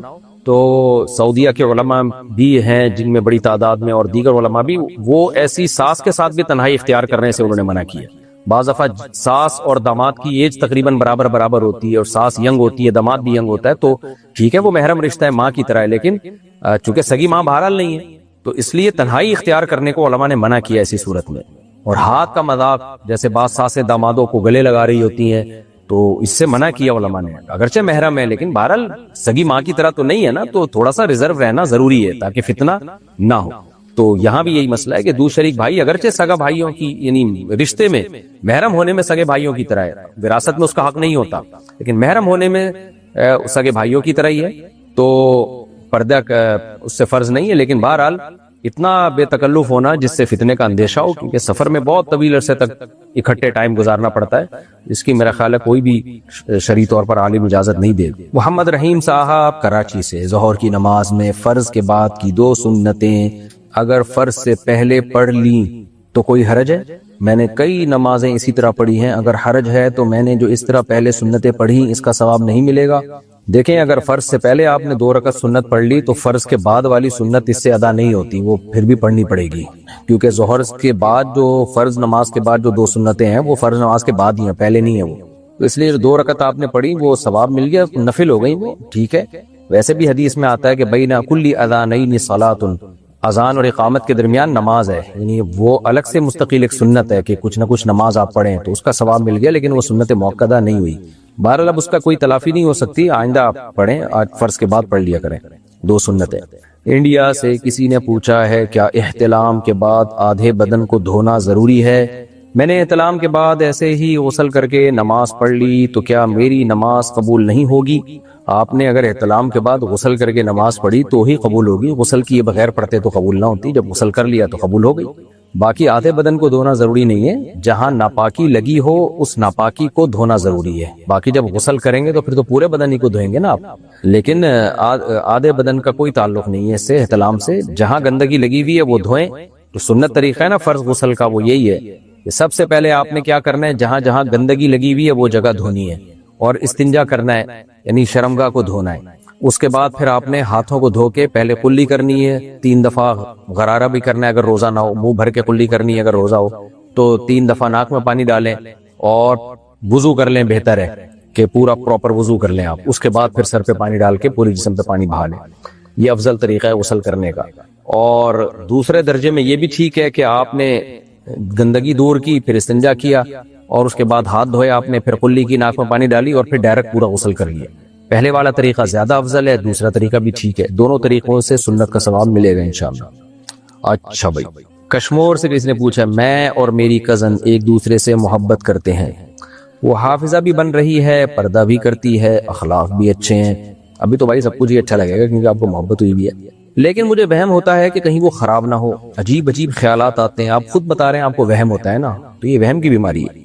اس ٹینشن سے دماغ پھٹا جا رہا ہے، ہم نے ایک دوسرے سے محبت کا اظہار بھی کر دیا ہے، مجھے ایسا لگتا ہے کہ شریف لڑکیاں تو محبت نہیں کرتی، لہذا کہیں یہ خراب تو نہیں ہے، پریشان ہوں، میری رہنمائی فرمائیں۔ دیکھیں، صرف اتنی بات پہ کسی سے بدگمان ہونا کہ اس نے آپ سے محبت کا اظہار کر دیا ہے، یہ بات تو بدگمان ہونے کے لیے کافی نہیں ہے۔ کنواری لڑکی ہے، کوئی شادی شدہ نہیں ہے، وہ الگ بات ہے، لڑکیوں میں حیا ہوتی ہے، حیا کا بہرحال تقاضا یہی ہے کہ لڑکیاں خود سے نہ کریں، ماں باپ کریں ان کے معاملے میں جہاں، لیکن اور اگر کہیں لڑکی کو پسند بھی ہے تو اپنی والدہ کو بتا دے تاکہ وہ شادی کر دیں، لیکن بہرحال اگر اس نے آپ سے اظہار کر دیا اور آپ نے اس سے اظہار کر دیا اور ہے بھی کزن ہے، تو میں اس بحث میں نہیں پڑھ رہا کہ یہ مناسب کیا یا نامناسب کیا، لیکن اتنی سی بات پہ کسی سے بدگمان ہونا کہ وہ کوئی خراب لڑکی ہوگی، یہ جائز نہیں ہے۔ تو ویسے آپ کو کوئی اعتراض ہے تو الگ بات ہے، لیکن اتنی بات پہ آپ بدگمان نہ ہو، آپ اس سے شادی کر لیں، کیونکہ نبی صلی اللہ علیہ وسلم نے ارشاد فرمایا، صحیح حدیث ہے، لن ترى للمتحابین مثل النکاح، دو محبت کرنے والوں میں نکاح سے بہتر کوئی حل نہیں ہے۔ تو اگر اس کو آپ سے محبت ہے، آپ کو اس سے محبت ہے، تو آپ اس سے شادی کر لیں، پیغام بھیج دیں، اور یہ دماغ جو آپ کا خراب ہو رہا ہے، یہ دماغ کو ٹھیک کر لیں آپ۔ پاکستان سے کسی نے پوچھا ہے، نماز جنازہ میں صفوں کا طاق عدد میں ہونا ضروری ہے؟ نہیں جی، بہتر ہے، ضروری نہیں۔ بنت زاہد بہاولپور سے، میں میڈیکل کالج میں پڑھتی ہوں اور پردہ بھی کرتی ہوں ماشاءاللہ۔ کالج میں تقریباً 6 گھنٹے تک کا وقت گزرتا ہے۔ بہاولپور میں بہت گرمی پڑتی ہے، جس کی وجہ سے مجھے لمبے بالوں سے بہت الجھن اور پریشانی ہوتی ہے، خاص طور پر حجاب میں، کیونکہ کالج میں ہر جگہ اے سی موجود نہیں ہوتا۔ میرا سوال یہ ہے کہ کیا میں اپنے بال جو کمر تک ہیں کاٹ کر چھوٹے کروا سکتی ہوں؟ میری والدہ جو ایک عالمہ ہیں نے مجھے منع کیا ہے، اور میں نے سنا ہے کہ عورتوں کا بال کاٹنا جائز نہیں ہے، اس بارے میں رہنمائی فرمائے۔ دیکھیں، آپ نے یہ بتایا کہ کتنے چھوٹے کرنا چاہ رہی ہیں، اور کمر تک کا مطلب کہ آدھی کمر تک ہے یا پورے نیچے تک، کمر جہاں اینڈ ہو رہی ہے، ختم ہو رہی ہے، وہاں تک ہے؟ تو جو بھی ہو، عورت کے لیے لمبے بال رکھنا ہی افضل ہے۔ تو اس لیے، اور اس سے گرمی کم نہیں ہو جائے گی۔ آپ کتنے مردوں کی طرح تو کاٹنا ویسے ہی حرام ہے، بہت زیادہ چھوٹے کر لینا، جیسے فاسق فاجر عورتیں کر رہی ہوتی ہیں، بالکل ہی مردوں جیسے بنا لیتی ہیں، وہ تو بالکل ناجائز اور حرام ہے۔ تو عورت کے بال تو بہرحال پھر بھی مردوں سے لمبے ہی ہوں گے، تو گرمی لگنی ہوگی وہ تو ویسے ہی لگے گی۔ تو اس لیے آپ کی والدہ جو آپ کو کہہ رہی ہیں، آپ ان کی اطاعت کریں، اور اللہ آپ کو مزید پردے کی توفیق دے کہ آپ میڈیکل کالج میں پڑھتے ہوئے بھی ماشاءاللہ مکمل پردہ کر رہی ہیں۔ تو یہ بہت حوصلہ افزائی کی بات ہے، کیونکہ میڈیکل کالجز کا ماحول تھوڑا سا آزاد ماحول ہوتا ہے۔ تو اللہ آپ کو اس پردے پہ قائم رہنے کی توفیق عطا فرمائے، اور میں یہی کہوں گا کہ آپ اپنے بال چھوٹے نہ کریں، شریعت میں یہ عمل پسندیدہ نہیں ہے۔ ہاں، کہیں ضرورت ہو تو کناروں سے بال کاٹ کے برابر کیے جا سکتے ہیں، لیکن جو ضرورت آپ نے بتائی ہے نا، گرمی لگنا، تو عرب میں تو بے تحاشا گرمی پڑا کرتی تھی، تو ہمیں نہیں ملتا کہ کسی صحابیہ نے گرمی کی وجہ سے بال چھوٹے کیے ہوں کبھی۔ اور جب بہاولپور میں شدید گرمی پڑتی ہے، تو میں چونکہ بہاولپور میں نے ٹائم گزارا ہے، مجھے پتا ہے کہ وہاں سردی بھی بہت شدید پڑتی ہے، تو سردی میں پھر آپ کو لمبے بال چاہیے ہوں گے۔ تو اور دوسری بات یہ کہ اگر شدید گرمی پڑ رہی ہے تو ٹنڈ کرانے سے تو گرمی ختم ہو سکتی ہے، یا بالکل چھوٹے چھوٹے کرنے سے، تو یہ تو ویسی عورت کے لیے حرام ہے، ناجائز ہے۔ تو چھوٹے کرنے سے گرمی ختم نہیں ہوگی، تو یہ شیطان کی طرف سے آپ کو وسوسہ ہے، اس لیے آپ بالوں کو لمبا ہی رہنے دیں۔ عورت کی زینت اللہ نے بالوں میں رکھی ہے۔ پہلے زمانے میں تو لڑکیاں اور خواتین جو ہیں بال بڑھانے کے لیے کیا کیا جتن کرتی تھیں، یہ تو اب میڈیا نے دماغ خراب کر دیا ہے کہ جس چیز میں حسن ہے اس کو برائی بنا کے پیش کر دیا، اور جو بری چیز ہے اس کو حسن بنا کے پیش کر دیا۔ تو اس لیے آپ کو میں یہی کہوں گا کہ یہ کام آپ نہ کریں۔ شاداب احمد یو پی انڈیا سے، مجھے پیشاب کے بعد قطرے آتے ہیں، کیا میری نماز ہو جائے گی؟ دیکھیں، اگر پیشاب کے بعد آپ کو اتنی دیر تک قطرے آتے رہتے ہیں کہ پوری نماز کا ٹائم ہی نکل جاتا ہے اور قطرے رکتے ہی نہیں ہیں، اور اس میں آپ اتنا ٹائم ہی نہیں ملتا کہ آپ وضو کر کے تسلی کے ساتھ فرائض پڑھ سکیں، پھر بھی نکل ہی آتے ہیں بیچ میں، تو ایک دفعہ بھی اگر ایسا ہو گیا نا، یعنی کسی دن بھی ایسا ہو گیا کہ پوری نماز کا ٹائم گزر گیا اور قطرے نہیں رک رہے آپ کے، تو پھر شرعی طور پر آپ معذور بن جائیں گے۔ اور معذور کا مطلب یہ ہوتا ہے کہ پھر وہ جب نماز کا وقت داخل ہو ایک وضو کرے بس، اور پھر اس سے جتنی چاہے نمازیں پڑھے، فرائض، واجبات، سنتیں سب پڑھتا رہے، اس سے تلاوت بھی کرے اس سے، پھر اس کا قطرہ نکلنے سے وضو نہیں ٹوٹے گا، کیونکہ شرعی طور پہ وہ معذور ہے۔ پھر معذوروں کی فہرست سے وہ نکلے گا اس وقت کہ جب پوری نماز کا ٹائم گزر جائے اور ایک دفعہ بھی قطرہ نہ آئے، یعنی ایک دفعہ معذوروں کی فہرست میں داخل ہونا تو مشکل ہے، کیونکہ اس کے لیے ضروری ہے کہ پوری نماز کا ٹائم گزر جائے اور قطرے کنٹینیو آتے رہیں، آپ نماز ہی نہ پڑھ پائیں اس میں۔ لیکن پھر معذوروں کی فہرست میں داخل رہنے کے لیے یہ ضروری نہیں ہے کہ ہر نماز میں ایسا ہی ہو، بلکہ پھر پوری نماز کے ٹائم میں ایک دفعہ بھی خطرہ آئے گا تو معذور ہی سمجھے جائیں گے آپ۔ تو یہ بات میری سمجھ میں آ گئی ہو تو ٹھیک ہے، نہیں تو میرا یہ کلپ کسی مولانا کو بتائیں تو پھر وہ آپ کو انشاءاللہ ایکسپلین کر دیں گے، اچھی طرح سے سمجھا دیں گے جو معذور لوگ ہیں۔ تو لیکن اگر ایسا نہیں ہے کہ پوری نماز کے ٹائم میں آپ کو قطرے نہیں آتے یا نہیں آئے ہیں تو پھر آپ معذوروں میں داخل نہیں ہیں، پھر آپ کو وضو اسی وقت کرنا پڑے گا جب قطرے آنا بند ہو جائیں۔ تو آپ کے لیے بہتر یہ ہے کہ آپ نماز سے پہلے پیشاب نہ کیا کریں، بلکہ نماز سے آدھا ایک گھنٹہ پہلے پیشاب سے فارغ ہو جایا کریں آپ۔ یہ انسان کے اختیار میں ہوتا ہے کہ پیشاب نہیں بھی آ رہا وہ کر دے تاکہ نماز کے وقت پہ پیشاب نہ آئے، تو ایک گھنٹہ پہلے آپ پیشاب کر لیں۔ جیسے لوگ رات کو سوتے ہوئے پیشاب کر کے سوتے ہیں نا کہ رات کو اٹھنا نہ پڑے، حالانکہ ان کو پیشاب آ نہیں رہا ہوتا لیکن وہ کر لیتے ہیں پہلے احتیاطاً کہ یار تھوڑا بہت بھی اگر بلیڈر میں مثانے میں پیشاب ہے تو وہ بھی نکل جائے تاکہ رات ہم آرام سے سو جائیں۔ تو آپ نے یہ کرنا ہے کہ جب نماز کا ٹائم ہونا، جیسے جماعت کھڑی ہوتی ہے 3:30 بجے 4 بجے جو بھی ٹائم ہے، تو آپ نے ایک گھنٹہ پہلے پیشاب کر لیا، تو اس سے یہ ہوگا کہ جو خطرے ایک گھنٹے تک نکلنے ہوں گے نکل جائیں گے۔ تو اس کے بعد آپ نے کیا آدھا گھنٹہ پہلے جو بھی آپ کو اپنی عادت کا خود پتا ہوگا کہ کتنی دیر تک قطرے آتے ہیں۔ پھر جب نماز کے لیے آپ نے کھڑے ہونا ہے تو آپ نے کیا کرنا ہے بھائی، اندازے سے شلوار کو تھوڑا سا دھو دینا ہے کہ آپ کا خیال ہو جہاں جہاں قطرے لگے ہوں گے وہ جگہ، تو یہ انڈر ویئر پہن کے رکھیں تو اس جگہ کو اندازے سے دھو دیا کریں، اس میں شک کرنا وہم کرنا جائز نہیں ہے کہ یہاں نہ لگا ہو، یا بھائی جہاں آپ کا خیال ہے کہ یہاں لگے ہوں گے تو وہ جگہ آپ دھو دیں اور استنجا کر لیں اور وضو کر کے نماز پڑھ لیں۔ تو یہ طریقہ ہے ان لوگوں کا جو معذور ہے۔ اور اگر ایک آدھ قطرہ نکلا ہو تو اس کو دھونا بھی ضروری نہیں ہے، بہتر ہے دھو لینا، لیکن پھر دھونا ضروری نہیں ہے اس کو اگر وہ پھیلا نہ ہو زیادہ۔ یوسف شیخ صاحب نے بھارت سے پوچھا ہے، میری عمر 28 سال ہے اور مجھے زنا کا خطرہ ہے اور میری والدہ اور والد کو میری شادی کے لیے کوئی رشتہ نہیں مل رہا، اس لیے میرا ایک رشتہ ہے جو میری خالہ کی طرف سے ہے، لیکن مسئلہ یہ ہے کہ میری خالہ نے ایک غیر مذہب کے شخص سے شادی کی اور ان کی ایک بیٹی ہے اور وہ مجھ سے شادی کرنا چاہتی ہے۔ خالو کی بیٹی نماز، روزہ اور قرآن پڑھنے والی ہے۔ دراصل خالہ اور خالو نے مکمل طور پر اسلام قبول کرنے کا فیصلہ کر لیا ہے، لیکن میرے چچا نے شادی سے سختی سے منع کر دیا ہے، کیونکہ ان کا کہنا ہے کہ میرے خالو اور خالہ نے اسلام کا استعمال صرف اپنی بیٹی کی شادی کے لیے کیا ہے، تو کیا مجھے یہ رشتہ کرنا چاہیے یا نہیں کرنا چاہیے؟ دیکھیں، آپ کی خالہ نے غیر مذہب کے شخص سے جب شادی کی ہے تو وہ شادی ہوئی نہیں ہے شرعی طور پر، یعنی غیر مسلم سے اگر شادی کی ہے تو مسلم عورت کا غیر مسلم سے نکاح نہیں ہوتا۔ بہرحال اب بچی کا جہاں تک، ان کی بیٹی کا جہاں تک تعلق ہے، تو اب ان کے والدین کی شادی ہوئی ہو یا نہ ہوئی ہو تو ان کی بیٹی سے بہرحال شادی کرنا شرعی طور پہ جائز ہے، خاص طور پہ جب کہ وہ دیندار بھی ہو تو جائز ہے اس۔ اب یہ آپ کا مسئلہ ہے کہ آپ اس سے کرنا چاہتے ہیں کہ نہیں کرنا چاہتے، کہ ان کے ماں باپ کا نکاح ہی شرعی طور پہ ٹھیک نہیں تھا، اور اس بحث میں اب پڑھنے کی ضرورت نہیں ہے کہ وہ بیٹی کی شادی کے لیے اسلام قبول کر رہے ہیں، ان کو اسلام قبول کرنے دیں اور ان کا نکاح بھی پھر ان سے کہیں دوبارہ کریں، آپ تجدید نکاح کریں اسلام قبول کرنے کے بعد۔ تو اب اس بحث میں پڑھنا کہ وہ بچی کی شادی کی خاطر اسلام قبول کر رہے ہیں، اس بحث میں پڑھنے کا کوئی فائدہ ہے نہیں، تو وہ جو بھی کر رہے ہیں وہ ان کا اللہ کا معاملہ ہے۔ بہرحال میں تو صرف شرعی مسئلہ بتا سکتا ہوں کہ آپ کے لیے اس لڑکی سے شادی کرنا جائز ہے۔ محمد حسین پشاور سے، میں اپنی کزن سے فون پر بات کرتا تھا اور کچھ ملاقاتیں بھی ہوئی تھی جس پر میں بہت پشیمان ہوں اور میں نے توبہ بھی کر لی ہے۔ میں اس سے شادی کرنا چاہتا تھا، لیکن کچھ ایسی باتیں ہمارے اور ان کے گھر والوں کے بیچ میں ہوئی کہ ہمارا رشتہ ہونا ناممکن ہو گیا۔ جب مجھے پتا چلا کہ یہ رشتہ نہیں ہو سکتا تو میں نے اس سے رابطہ چھوڑ دیا۔ ماشاءاللہ۔ اب اس کو جب بھی موقع ملتا ہے تو مجھے تانے دیتی ہے کہ تم ٹائم پاس کر رہے تھے، ہمارے گھر کے بچے ان کے گھر جاتے ہیں تو ان سے بولتی ہے کہ وہ جھوٹا ہے۔ اب میں نے توبہ بھی کر لی ہے، لیکن پھر بھی کبھی کبھی مجھے خیال آتا ہے کہ میں نے اس کا دل توڑا ہے، میں نے گناہ کیا ہے۔ آپ مجھے بتائیں کیا کریں، کیا کروں؟ یا تو شادی کر لو بھائی فوراً، یا جیسے چل رہے ہو پھر بالکل تعلق ختم کر دیا، بالکل ٹھیک کیا آپ نے، ایک طرف ہو جانا چاہیے۔ تو توبہ استغفار کر لیا آپ نے، اب آپ کی جو کزن آپ کو تانے دے رہی ہے، جو مرضی کہہ رہی ہے، اس کو اگنور کریں آپ، اس سے آپ کو کوئی گناہ نہیں ہوگا انشاءاللہ۔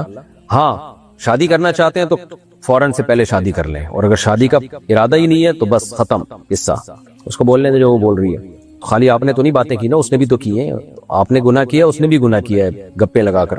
تو لیکن بہرحال اب توبہ کر لیا، بھول جائیں اس گناہ کو، اور شادی کا آپشن تو ہر وقت ہے آپ کے پاس، کرنی ہو تو کریں، باتیں نہ شروع کر دیں کہیں شادی کی، شادی کریں ڈائریکٹ، ایسا نہ ہو پھر گھنٹہ گھنٹہ فون پہ شادی کی باتیں کرنا شروع کر دیں آپ کے، جی میں پہلے ویسی باتیں کرتا تھا اب شادی کی باتیں کروں گا۔ عثمان صاحب نے پوچھا ہے مجھے ایک لڑکی پسند ہے لیکن وہ تھوڑی ماڈرن ٹائپ تھی، پھر اس نے توبہ کر لی، کیا میں اس سے شادی کر سکتا ہوں؟ بھائی کر سکتے ہیں شادی اگر توبہ کر لی ہے۔ ماڈرن ٹائپ بھی تھی، پوری ماڈرن بھی نہیں تھی، اور کوئی گناہ تو نہیں کر رہی تھی، وہ آپ بہتر سمجھتے ہیں، آپ کو زیادہ پتا ہوگا۔ بہرحال اگر وہ اب نیک پرہیزگار ہے تو آپ شادی کر لیں، نہیں ہے تو نہیں کریں۔ مرسلین خان کہتے ہیں جی کہ پتہ نہیں کیا لکھا ہوا ہے، کسی ادارے میں جاب کرتا ہوں، ہم گاڑی چلاتے ہیں، ہمارے ہاں اوور ٹائم کا سسٹم ہے، 4 بجے تک ڈیوٹی ہے، 4 بجے کے بعد اوور ٹائم لگنے کی لالچ میں ہم گاڑی بہت آہستہ چلاتے ہیں جس سے کچھ گھنٹے اور ٹائم کے لگ جاتے ہیں، اس میں کوئی گناہ تو نہیں ہے؟ بھائی صاحب جس ادارے میں آپ جاب کرتے ہیں یہ ان سے پوچھیں، اگر ان کی طرف سے پرمیشن ہے تو ٹھیک ہے۔ اس کی مثال ایسے جیسے جو پائلٹ جہاز میں جتنی دیر ہوتا ہے نا ہوا میں، تو پائلٹ کو گھنٹوں کے حساب سے پیسے ملتے ہیں کمپنیوں میں کہ پائلٹ نے اتنی دیر تک فضا میں ٹائم گزارا ہے۔ اب اس سے بعض پائلٹ یہ کرتے ہیں کہ وہ جہاز کو سلو چلاتے ہیں تاکہ تھوڑا ہم دیر سے پہنچے، میرے فضا میں گھنٹے زیادہ پورے ہو جائیں، تو کمپنیوں کو اس پہ کوئی اعتراض نہیں ہوتا، کمپنیوں کو پتا ہوتا ہے کہ یہ سب ہو رہا ہے سوسائٹی میں، اور کمپنیاں چپ بیٹھی ہوتی ہیں کہ نہیں چلو ٹھیک ہے، انہوں نے پہلے سے کیلکولیشن کی بھی ہوتی ہے کہ جتنا بھی آہستہ جہاز چلائے گا پھر بھی اتنا تو نہیں چلا سکتا نا کہ وہ نیچے ہی گر جائے جہاز، کچھ نہ کچھ تو اسپیڈ مارنی ہے اس کو، تو وہ سب کمپنیوں کو پتا ہوتا ہے، انہوں نے اگنور کیا ہوا ہوتا ہے۔ تو اگر ایسا ہی کوئی کیس ہے کہ آپ گاڑی چلاتے ہیں، کمپنی کو پتا ہے کہ یار یہ اوور ٹائم کے چکر میں آہستہ آہستہ چلائیں گے تاکہ اضافی ٹائم لگے، تو پھر جائز ہے۔ اور اگر دھوکہ دے رہے ہیں کمپنی کو، کمپنی کی طرف سے سخت پابندیاں ہیں اس ٹائپ کی، یا کمپنی کو پتہ ہی نہیں ہے کہ کیا ہو رہا ہے سوسائٹی میں اور ڈرائیور لوگ کیا گڑبڑیں کر رہے ہیں، تو پھر یہ عمل ٹھیک نہیں ہے، پھر آپ کمپنی سے باقاعدہ پرمیشن لیں۔ لیکن میرا خیال ہے کمپنیوں کو یہ سب چیزیں پہلے سے پتہ ہوتی ہیں کہ جب ہم اوور ٹائم کے پیسے دیں گے تو اوور ٹائم کے چکر میں کچھ لوگ ذرا سلولی بھی ڈرائیونگ کریں گے، یہ سب پتہ ہوتا ہے۔ پاکستان سے کسی نے پوچھا میرے ابو میری امی کی بہت بے عزتی کرتے ہیں، گالیاں بھی دیتے ہیں، لیکن ہم سے بہت پیار کرتے ہیں، امی ابو دونوں گورنمنٹ ٹیچر ہیں، میری امی یہ سب کچھ برداشت کر رہی ہیں، لیکن میں جب ان کو اس طرح سے بے عزت ہوتا ہوا دیکھتی ہوں تو مجھے اپنے پاپا سے نفرت ہوتی ہے، میرا ان سے بات کرنے کا دل نہیں کرتا، میری عمر 15 سال ہے، ٹینشن رہتی ہے، اس کا کوئی حل بتائیں۔ آپ کے لیے اپنے پاپا سے نفرت حرام ہے، ناجائز ہے۔ دیکھیں اگر آپ کے والد آپ کی والدہ کو ڈانٹ ڈپٹ بلا وجہ کر کے ان پہ ظلم کر رہے ہیں، یہ بھی ایک ظلم ہے، غلط ہے، لیکن آپ اپنی باپ سے جو نفرت کر رہی ہیں یہ زیادہ بڑا ظلم ہے۔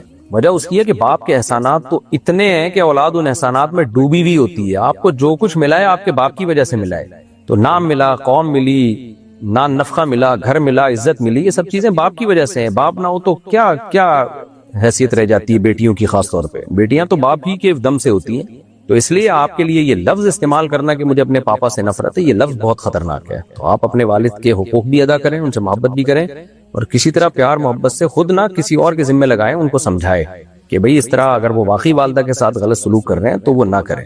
تو آپ کی امی لڑے نا پھر بھی کچھ سمجھ میں آتا ہے، تو آپ کے لیے یہ بالکل سوٹیبل نہیں ہے، تو آپ کی امی کو چاہیے نا کہ وہ پاپا سے بولیں کہ واٹ آر یو ڈوئنگ، کیا کر رہے ہو میرے ساتھ، مجھے کیوں بے عزت کر رہے ہو، تو یا کوئی اور بڑا خاندان کا بڑا بات کرے۔ اچھا بھائی آسٹریلیا سے کسی نے پوچھا اللہ تعالیٰ کی ڈیوٹیز یا ایکٹیویٹیز کیا ہیں؟ سبحان اللہ، کیا پوچھ رہے ہو میرے بھائی، کیا اللہ تعالیٰ کا کام صرف انسان، جنات اور فرشتوں کو پیدا کرنا ہے یا اور بھی کچھ ہے؟ کیونکہ تقدیر تو پہلے سے لکھی ہوئی ہے، تو کیا اللہ تعالیٰ کوئی نیا کام کرتا ہے؟ میں یہ جاننا چاہتا ہوں کہ اللہ تعالیٰ کی سرگرمیاں کیا ہیں۔ ابھی بھائی صاحب اللہ کے لیے اس طرح کے الفاظ استعمال نہ کریں، آپ آسٹریلیا سے ہیں، شاید اردو کمزور ہے یا کسی نے ترجمے میں ایسا کر دیا ہے، تو اللہ تعالیٰ کے لیے ہمیں تھوڑا مناسب الفاظ استعمال کرنے چاہیے۔ ایکٹیویٹیز کیا ہیں، اللہ تعالیٰ کی سرگرمیاں کیا ہیں، یہ انسانوں کے لیے الفاظ استعمال ہوتے ہیں، اللہ کے لیے کہ اللہ تعالیٰ کہ کیا کام ہے۔ تو سورہ رحمان میں اللہ نے بتایا کل یوم ہوا فی شان، ہر وقت وہ کسی نہ کسی کام میں ہے اور کوئی کام اس کو تھکاتا نہیں ہے۔ اب رہا یہ سوال کہ پہلے سے تقدیر اللہ نے لکھی ہوئی ہے، تو بھائی اللہ نے تقدیر میں یہی لکھا ہوا ہے کہ میں فلاں وقت میں یہ کام کروں گا، اللہ کا علم تو کامل ہے نا، تو اللہ کو معلوم ہے کیا کیا ہونے والا ہے، کیا کیا اللہ کرنے والا ہے، تو جو کچھ ہو رہا ہے سب اللہ کے حکم سے ہو رہا ہے پوری دنیا میں، تو اس لیے اللہ کو انسانوں پہ قیاس نہیں کیا جا سکتا۔ کل یوم ہوا فی شأن، ہر وقت اللہ تعالیٰ کچھ نہ کچھ کر رہے ہیں، کسی کو عزت دے رہے ہیں، کسی کو رسوا ذلیل کر رہے ہیں، کسی کو دولت دے رہے ہیں، کسی کو غریب کر رہے ہیں، کسی کو حکومت دے رہے ہیں، کسی کو اس سے حکومت چھین رہے ہیں، اور اس کے ہر کام میں کوئی نہ کوئی حکمت ہے۔ بس ہمیں اتنا ایمان رکھنا ضروری ہے، اس سے زیادہ ہم ڈیٹیل میں نہیں جا سکتے کیونکہ ہم مخلوق ہیں، اللہ کی ذات ہمارے مینٹل لیول سے اوپر کی ذات ہے، اس کے بارے میں زیادہ گہرائیوں میں جانے کی ہمیں اجازت نہیں ہے۔ ذبیح اللہ صاحب انڈیا سے، میں جہاں کام کرتا ہوں وہاں میرے سر مجھے مورتی کی فوٹو کے سامنے اگربتی جلانے کے لیے دیتے ہیں، کیا ایسا کرنے سے مجھے گناہ ہوگا؟ حرام ہے بھائی، سخت گناہ ہے، کبیرہ گناہ ہے، بلکہ شرک ہے، کیونکہ یہ مورتی کے سامنے اگربتیاں جلانا عبادت سمجھا جاتا ہے یہ عمل کو، تو اس عمل سے آپ مشرک ہو سکتے ہیں۔ کیا بیوی کی کزن کی بیٹی سے نکاح کر سکتے ہیں جبکہ وہ بیوہ بھی ہو؟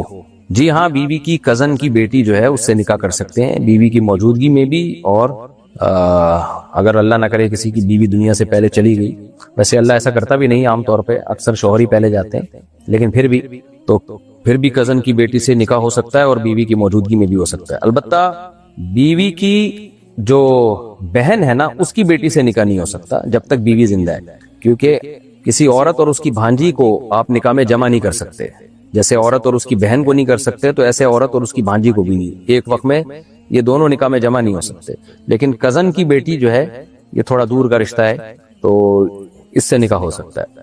ماہ نور اختر کراچی سے، میرے پاس 6.5 تولہ سونا ہے، پہلے میں زکوٰۃ دیتی تھی مگر اب میرے پاس نقد رقم نہیں ہوتی، گھر کے اخراجات کی رقم بھی میری ملکیت میں نہیں ہے، اور اگر گھر کے اخراجات کے پیسوں سے میں خرچ کروں تو اخراجات پورے کرنے میں مشکل پیش آئے گی، اس صورت میں مجھے کیا کرنا چاہیے؟ کیا اس صورت میں بھی زکوٰۃ دینا لازم ہے؟ نہ دینے سے گناہ ہوگا؟ دیکھیں، زکوٰۃ آپ کو دینی پڑے گی چاہے نقد رقم ہو یا نہ ہو۔ تو یہ جو سونا ہے نا، یہ شریعت میں نقد اماؤنٹ ہی کے حکم میں ہے، یہ ایسے جیسے کہ میرے پاس $1,00,000 پڑے ہوئے لیکن کیش اماؤنٹ بالکل بھی نہیں ہے، تو بھائی اس کو یہی کیش ہے نا، تو شریعت میں تو اصل کرنسی ہے ہی گولڈ، جب آپ کے پاس گولڈ ہے اور اس پہ قرضہ بھی نہیں ہے آپ کے اوپر، تو پھر آپ کو زکوٰۃ دینی پڑے گی۔ تو 6 تولہ سونے کے ساتھ اگر 1 روپے بھی آپ کے پاس ہو، جیسے کہ ہوتا ہی عام طور پہ، تو زکوٰۃ کی تاریخ آنے پر آپ کو زکوٰۃ دینی ہے۔ اب آپ کی مرضی گولڈ بیچ کے دیں یا اسی گولڈ کو توڑ کے دیں، یا آپ اپنے ذمے لازم کر لیں، بھائی میرے ذمے اتنی زکوٰۃ بنتی ہے، گولڈ کی قیمت کو آپ نے 40 سے ڈیوائیڈ کیا، جو جواب آیا بھائی میں نے پورے سال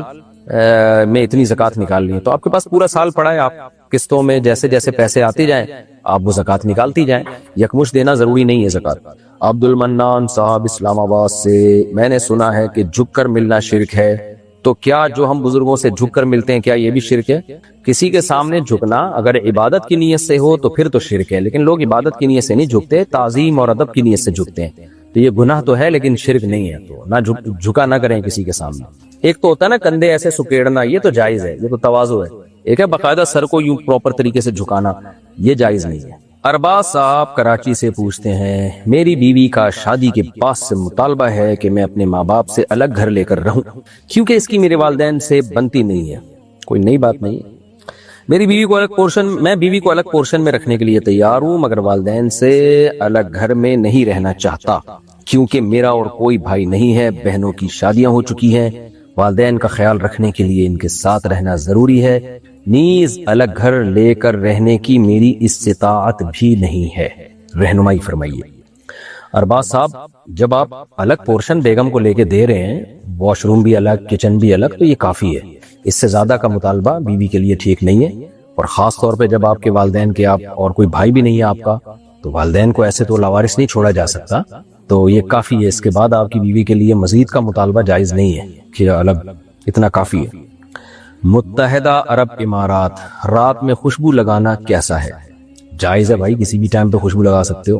لائبہ سلیم راولپنڈی سے، میں کمیشن ایجنٹ کے طور پر کام کرتی ہوں، ہول سیلر کی پروڈکٹس آگے سیل کرواتی ہوں، ہول سیلر پروڈکٹ کا ایک فکس ریٹ دیتا ہے، ہول سیلر جو ہے وہ پروڈکٹ کا ایک فکس ریٹ دیتا ہے اور کہتا ہے کہ جتنی بھی پروڈکٹ بکی تو یہ فکس قیمت میری، باقی اوپر کے سارے پیسے آپ کے، اور میں اپنی مرضی سے پروڈکٹ کے ریٹ بہت آگے بڑھا کر کسٹمر کو بتاتی ہوں، تو کیا اس طرح سے کمیشن لینا جائز ہے؟ اور کیا کسٹمر کو بتانا ضروری ہے کہ میں کتنا کمیشن لیتی ہوں، یا صرف اتنا کہہ دینا کافی ہوگا کہ میں کسی کی ایجنٹ بن کے کام کرتی ہوں؟ اتنا کہہ دینا کافی ہے کہ میں کسی کی ایجنٹ بن کے کام کر رہی ہوں، یہ کافی ہے۔ باقی آپ کے لیے یہ کمیشن جائز ہے، اگر کوئی کہتا ہے کہ بھئی یہ چیز آپ جتنے کی چاہیں بیچیں، مجھے فی پروڈکٹ اتنا دے دینا، جائز ہے، لیکن بہرحال یہ طریقہ بہتر نہیں ہے۔ تو شریعت میں افضل طریقہ ہے وہ یہ کہ آپ کمیشن طے کریں اپنا، کہ جتنا پروفٹ ہوگا نا اس میں میرا اتنا پرسنٹ اور آپ کا اتنا پرسنٹ، یعنی ہول سیلر سے آپ یہ کہیں کہ میرے اتنے پرسنٹ اور آپ کے اتنے پرسنٹ، یہ زیادہ بہتر طریقہ ہے۔ تو بعض لوگ علماء نے اس کو کراہت ناپسندیدہ کی سمجھا ہے، بہرحال جائز یہ بھی ہے۔ تو دوسرا طریقہ زیادہ افضل ہے۔ یہ بالکل ایسے ہی ہے جیسے اسٹیٹ ایجنٹ کو ہم کہتے ہیں کہ یار یہ میرا پلاٹ ہے، اب اس میں جو بے غبار طریقہ ہے، بالکل جائز طریقہ ہے، وہ تو یہی ہے کہ بھائی یہ پلاٹ تم بکواؤ گے تو جو مجھے اضافی پروفٹ ہوگا اس میں اتنے % تمہارا، اتنے % میرا۔ لیکن آپ یہ بھی کہہ سکتے ہیں کہ بھائی مجھے اس پلاٹ کے اتنے چاہیے جو اضافی ہوں گے، جتنے پیسے میں تم بیچنا وہ تم سارا کا سارا پروفٹ تمہارا۔ تو یہ بھی جائز ہے مگر بہتر نہیں ہے یہ۔ شگفتہ صاحبہ لکھنؤ سے، شیعہ سنی کی شادی کے بارے میں کیا مسئلہ ہے؟ شیعہ سنی کے بھائی شیعوں کے بہت سارے فرقے ہیں، ان کے عقائدوں میں بڑا اختلاف ہوتا ہے، تو کسی ایک جنرلی ایک حکم نہیں لگایا جا سکتا۔ تو میرا اس بارے میں تفصیلی کلپ موجود ہے کہ اس بارے میں آپ لکھنؤ سے ہیں تو وہاں دارالعلوم دیوبند چلی جائیں، وہاں جا کے پوچھ لیں آپ، یا کوئی اور بڑا ادارہ ہو جس پہ آپ کو اعتماد ہو، کوئی بھی ایسا مسئلہ ہو تو یا پاکستان میں دارالعلوم کرنگی وغیرہ سے رابطہ کر کے پوچھا جائے کہ بھئی اس کے عقائد وغیرہ ان کے سامنے ظاہر کیے جائیں۔ جب تک باقاعدہ کسی کے پرسنل حالات بتا کر اس کے عقائد واضح کر کے فتویٰ نہ لیا جائے اس وقت تک جائز نہیں ہے۔ ہاں کسی کے ہمیں دیکھیں کسی کے شیعہ یا سنی ہونے سے کوئی بیر نہیں ہے، ہمیں یہ کہ عقیدے صحیح ہونے چاہیے، قرآن و سنت کے مطابق ہونے چاہیے۔ تو اب کس کا عقیدہ کیا ہے صرف مسلک کا لیبل لگانے سے پتہ نہیں چلتا۔ جیسے لوگ مجھ سے پوچھتے ہیں کہ بریلوی کے پیچھے نماز جائز ہے یا نہیں ہے، تو میں کہتا ہوں بھائی دیوبندی بریلوی اہل حدیث کا تعلق نہیں ہے نماز جائز ہونے یا نہ ہونے سے۔ نماز کے جائز ہونے نہ ہونے کا تعلق اس سے ہے کہ عقیدہ شرکیہ ہے یا نہیں ہے۔ تو اگر کسی بریلوی کا عقیدہ توحید والا ہے، دیوبندی کا شرکیہ ہے، تو بریلوی کے پیچھے جائز ہوگی، دیوبندی کے پیچھے حرام ہوگی۔ اور اگر کسی بریلوی کا شرکیہ ہے، دیوبندی کا شرکیہ نہیں ہے، تو پھر دیوبندی کے پیچھے جائز ہوگی۔ تو امام کے لیے دیوبندی بریلوی اہل حدیث شیعہ ہونا کا میٹر نہیں رکھتا، تو میٹر یہ چیز ہے کہ آپ کو پرسنلی کسی کی عقیدے معلوم ہو، پھر بھلے وہ شیعہ کہے اپنے آپ کو، دیوبندی کہے، بریلوی کہے، ہمیں اس سے کوئی بیر نہیں ہے، کوئی مسئلہ نہیں ہے۔ عقیدہ صحیح ہونا چاہیے جو قرآن و سنت نے بتایا، جو تواتر کے ساتھ ثابت ہے۔ تو اس لیے شادی میں بھی ایسے ہی ہے کہ ہمیں اس سے غرض نہیں ہے کوئی دیوبندی ہے، بریلوی ہے، اہل حدیث ہے، جو بھی اسلام کی طرف منسوب ہے نکاح اس سے جائز ہے، بشرطے کہ اس کے عقیدے بھی اسلام ہی کے مطابق ہوں۔ تو جا کے جو ہے نا کسی پرسنلی جب کسی کوئی بھی رشتہ آئے تو پرسنلی اس کے عقائد جا کے باقاعدہ کسی ادارے سے پوچھے یعنی فتویٰ لیا جائے کہ جی یہ اس کے عقائد ہیں اور یہ اس پہ حلف اٹھا رہا ہے اور اس کے بارے میں مشہور بھی یہی ہے کہ یہ اس کے عقیدے ہیں، تو کیا اس سے میرے لیے نکاح جائز ہے یا نہیں ہے؟ تو وہ پھر آپ کو فتویٰ دیں گے تو اس پر عمل کیا جائے گا۔ ایک جنرلی حکم بیان نہیں کیا جا سکتا اس میں۔ امریکہ سے کسی نے پوچھا ہے، میری ساس چھوٹی چھوٹی گھریلو باتوں پر غصہ کرتی ہیں، سب کی ساسیں کرتی ہیں بھائی، لیکن اب حیرت ہو رہی ہے امریکہ میں بھی ساسیں وہی کچھ کر رہی ہیں جو پاکستان میں کرتی ہیں، چھوٹی چھوٹی باتوں کو مائنڈ کرتی ہیں۔ میرے بچے بھی چھوٹے چھوٹے ہیں، ساری چیزیں آپ کے یہاں چھوٹی چھوٹی چل رہی ہیں، جس کی وجہ سے بعض مرتبہ گھر کے کام مثلاً برتن دھونا وغیرہ گھنٹے 2 گھنٹے آگے پیچھے ہو جاتے ہیں۔ یہ بھی چھوٹے چھوٹے کام ہیں جس پر ساس غصہ کرتی ہیں۔ میرے شوہر بہت اچھے ہیں الحمدللہ الحمدللہ، ہم ایک دوسرے سے خوش ہیں، مگر ساس ان کی چھوٹی چھوٹی باتوں سے ساس کی ان چھوٹی چھوٹی باتوں سے میں بہت تنگ ہو رہی ہوں، یعنی آپ اس کی وجہ سے روز بروز چھوٹی ہوتی چلی آ رہی ہیں۔ میں کبھی ان کو اف تک نہیں کرتی، ہمیشہ ادب سے بات کرتی ہوں، کبھی پلٹ کر جواب نہیں دیا، مگر اب تنگ ہو کر میں ان سے الگ ہونا چاہتی ہوں۔ میرے شوہر اپنی امی کے رویے سے واقف ہیں، مگر وہ میرے صبر اور خاموشی پر صرف میرے ماتھے پر پیار کرتے ہیں۔ میں کوئی لڑائی نہیں کرنا چاہتی، مجھے اور میرے شوہر کو کوئی اچھا سا مشورہ دیجیے۔ دیکھیں اگر چھوٹی چھوٹی باتوں پہ غصہ چل رہا ہے تو میرا مشورہ تو یہی ہے برداشت کر لیں، اس پر اللہ آپ کو اجر دے گا۔ آپ کا میاں آپ کا ساتھ دے رہا ہے، آپ کے میاں کو پتا ہے کہ آپ پہ زیادتی ہو رہی ہے، تو میاں جب بیوی کے ساتھ ہوتا ہے تو عورت کا بڑا حوصلہ بڑھ جاتا ہے۔ اور یہ بھی یاد رکھیں غیرت مند میاں جو ہے نا عورت کو اپنی بیوی کو دیکھتا ہے کہ اگر وہ میری ماں کے ساتھ صحیح چل رہی ہے تو وہ بہت کچھ برداشت کر دیتا ہے، اس کے دل میں عورت جگہ بنا لیتی ہے۔ تو میرا مشورہ آپ کو یہی ہے کہ بڑا سمجھ کے، ساس سگی ماں نہیں ہوتی لیکن شریعت میں ماں جیسی ہی ہوتی ہے، تو 100% 100% اپنے حساب سے زندگی انسان کو کہیں بھی نہیں ملتی۔ اگر آپ یہ چاہیں گی نا کہ مجھے ایسی زندگی ملے جو ساری بالکل ایکوریٹ، ہر چیز میں اس میں ایکوریسی ہو، ایسا نہیں ہو سکتا، کہیں نہ کہیں آڑا ترچا اونچ نیچ سب چل رہی ہوتی ہے۔ تو اس لیے میں آپ کو مشورہ دوں گا، آپ اللہ کی خاطر، رشتہ داری کی خاطر، شوہر کی خاطر آپ ساس کو برداشت کر لیں۔ اور ساس ہمیشہ تھوڑی زندہ رہتی ہیں، ظاہر ایجڈ ہی ہوتی ہیں، ایک وقت میں وہ دنیا سے چلی جائیں گی اور آپ اپنے شوہر کے دل میں گھر بنا لو گی آپ، تو اس کا اور آپ کو اجر بھی ملے گا۔ تو مشورہ میرا یہی ہے کہ آپ برداشت کر لیں جیسے کہ اب تک برداشت کر رہی ہیں. لیکن اگر ناقابل برداشت ہو جائے اور ڈپریشن میں جانے لگیں, بہت ہی زیادہ مسئلہ ہو جائے, تو پھر شوہر کو چاہیے کہ پھر ایسی کنڈیشن میں آپ کو اپنی والدہ سے الگ رکھے. صالح محمد پاکستان سے 4 بیویوں میں سے کون سی بیوی حوروں کی سردار ہوگی؟ اور کیا ہر جنت میں ہر بیوی کے ساتھ 70 حوریں ملیں گی؟ بھائی یہ 70 حوریں